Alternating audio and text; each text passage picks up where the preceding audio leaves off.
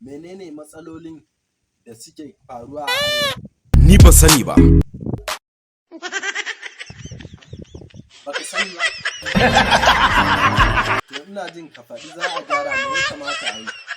Na gaji da baku shawaran asara. Na fada kuna ji amma ku ki ku gyara. To ai gani ne za a gyara. Bin Allah sau da kafan mu ga idan za a kara. Gaskiya babu daɗi.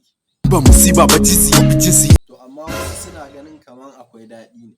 Ina dadi. Wannan sakonnin ma na suwaye. Ba wannan sakon masu mulki na bashi kwana. Gaskiya ne su ya kamata a ce su gyara mu ba mu gyara. Kai da ka rubuta kaddara ka da hannunka. Yanzu wasu talakawan fa da yunwa suke zama. Kwana da yunwa mutum da ya sai an tuhume shi. Ai ne za a gyara. Ni fa kasar nan ban hangi gyara ba. To yanzu me za ka ce? Allah duk wanda ya zamsalar damuwar mu kadamai. To me za a hana? A kasar nan alfarma za a hana. Kowa Hana alfarma? Kamar yaya? ai kai ko dan waye idan kai laifi a zauna. Maka hukunci daidai da yanda doka ta nuna. Gaskiya ne na yadda da maganar.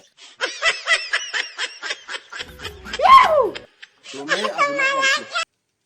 Abu na ƙarshe sai an kauda kabilanci. Ko ba haka ba Aminu?